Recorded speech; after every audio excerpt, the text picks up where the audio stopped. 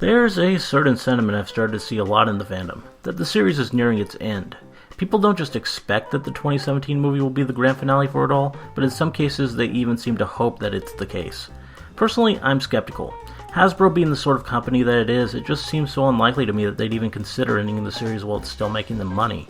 I mean, isn't that why we've had 4 of those god-awful Transformers movies released, with like 4 more of them in production? As long as we're still buying whatever Rainbow Dash-shaped junk they throw in front of us, I don't see why they're going to stop. And the movie.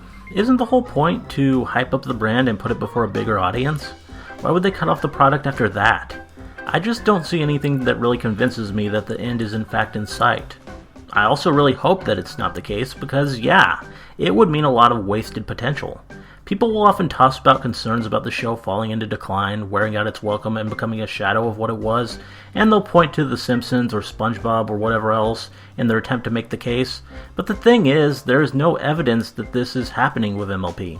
No, contrarily, the series has hit a remarkable stride, with each season since the 4th being better than the one that came before it.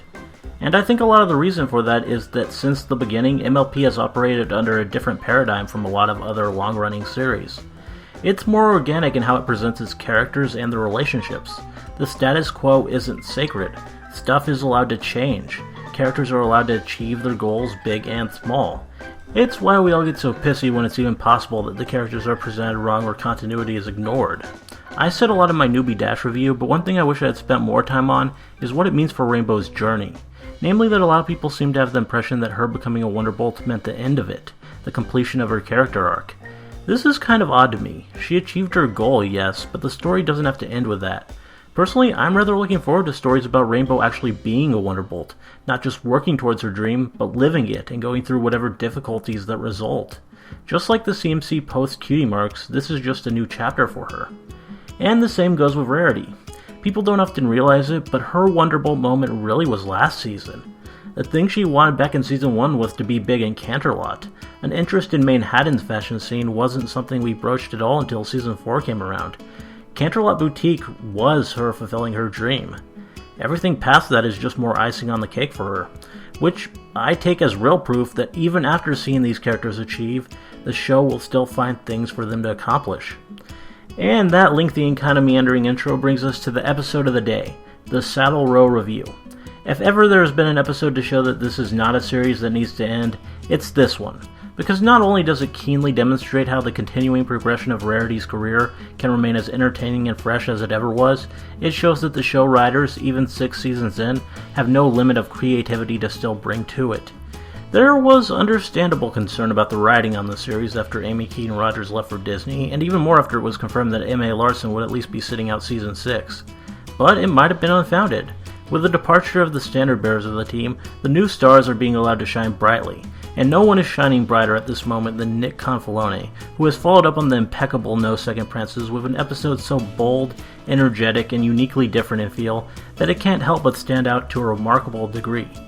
Now, I've never seen Parks and Recreation, the series which the pre-release title Saddle Row and Rec makes pretty clear was the inspiration for the episode, but the faux documentary presentation evidently borrowed from that series was used here to masterful effect. The interstitial interview bits provided some of the episode's best moments and contributed to an excellent sense of pacing. Between this episode and the last, I'm really pleased to see the series experimenting so successfully with framing devices. This one technically had 2 nested into each other, with the story being recounted by the ponies in the interviews, which were then being read by Rarity to her friends. But it worked, and it felt pretty natural. And that's hardly the most remarkable thing about the episode. No, the thing which strikes me the most is just how effective and how efficient it is with its comedy. I can scarcely remember an episode of MLP where the laughs are so consistent across it, where practically every joke works this well. The madcap chaos of the story and the personality-forward interviews complement each other in a delightful way, accentuating the overall effect. I said in my No Second Princes review that I thought Confalone's biggest strength from his first 2 episodes was in writing comedy, but this far exceeded even the strong comedic promise shown in Party Pooped. And a lot of the reason I think is that Confalone is not afraid to embrace the silly. His approach is one high on whimsy, not afraid to really go all out and make it as goofy and delightfully cartoony as can be. It's something I appreciate, because a lot of writers might have stayed away from some of the more absurd ideas here, like there being a spare Pinky clone out there, or Rarity having an overbearing ethnic landlord who collects miniature doll furniture, or the whole ridiculous bit with the devil and angel Rarities encouraging Pinky, or even just the moment of silly where we have Twilight doing an entirely needless slow-mo dive towards the door in an overly dramatic way. But Confalone has a bold approach and is clearly not afraid to just go for it when he has a funny idea. His approach is remarkably refreshing. I also appreciate some of the continuity included here, notably Coco. Her scene might just seem like a quick but adorable cameo, but I think it's actually pretty important. The fandom, after all, has really wanted her to work for Rarity pretty much since Rarity Takes Manhattan. I remember when Canterlot Boutique came out and everyone was asking why hire Sassy at all when Coco was available. We got our answer 2 episodes later when we learned that Coco was a pony deeply rooted to her city of Manhattan, of course, but it was made clear that a lot of people were still wanting to see her find a job with Rarity.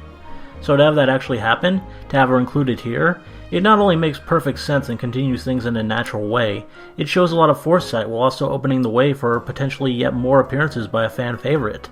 It was just a remarkably good call. And the episode is mostly good calls, but there are still some head-scratching things. Something that seemed to bother some people was the start of the episode. Why are the ponies so concerned over the review when everything went so well in the end? Well, if you pay attention, that much is pretty clear from the start. Fluttershy uses the phrase almost ruined to describe what they did. We're told up front that the opening was ultimately a success. They're all worried entirely for their own sakes about Rarity finding out about how far things got out of hand before they were able to correct them, and probably about some of the things that they told the reporter. Not about anything the review might say about the boutique or Rarity herself. Which brings me to the first actual problem I do have with the episode, that being that the Saddle Row review really isn't any kind of review at all. Seriously, J. Jonah Jameson Pony doesn't make any evaluations about the boutique or its product. No, the article read is more of a behind-the-scenes scoop, expose sort of deal, giving the story behind the store. That makes the use of the word review in the episode just strike me as really wrong. Which, admittedly, isn't probably something that would bother me too much if it weren't for the fact that it made its way all the way into the title. The only other real problem I have with the episode is in the setup. It just seems hard to reconcile with who Rarity is, that she would ever allow herself to become this disorganized in the first place. I understand she's a busy mare, 2 boutiques and all that, and she probably wants to minimize trips back and forth to Manhattan, but with how important it is, you'd think she'd have given herself a bit more time to properly prepare. It just feels odd to me that she would scope out the location and make arrangements and not have already done something at least about the mess in the place. All that said, I'm actually perfectly willing to excuse this entirely just for the fun things that it allowed. After all, if the shop wasn't in physical disarray, we wouldn't have had the absurd delight that is Twilight's sweep song, or the pleasure of hearing Fluttershy talk about raccoons rooting around in the garbage in the same sweetened tone which she uses for her woodland critter friends. No, I really can't say much of anything bad about this episode. Is Plaid Stripes cringe-inducingly obnoxious? Yes, but that's the entire point of the character, so I can't actually be mad at her. Instead, it's another thing that I have to give the writer credit for. It's hard to make a character so embarrassingly stupid in her antics actually work, but I think he just pulled it off. Does Vinyl's inclusion feel like fan service? Well, kind of, but I don't see why she can't have a residency in Manhattan.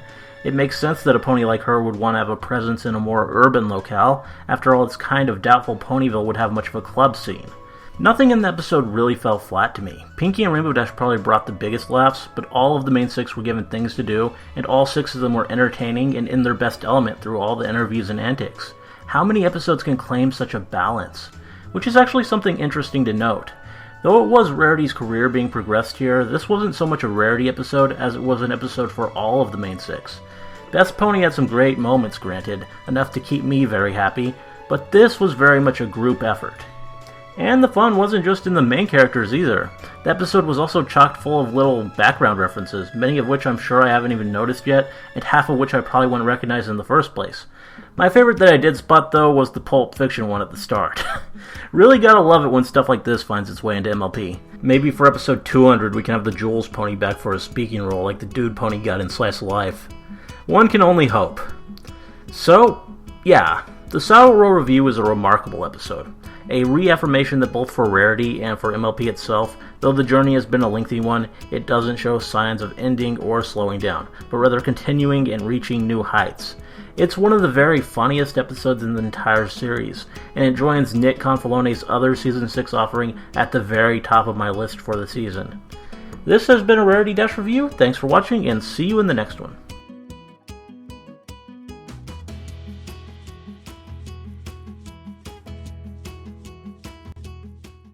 Hey, Scootaloo, do be a sweetheart and see if you can gather some firewood.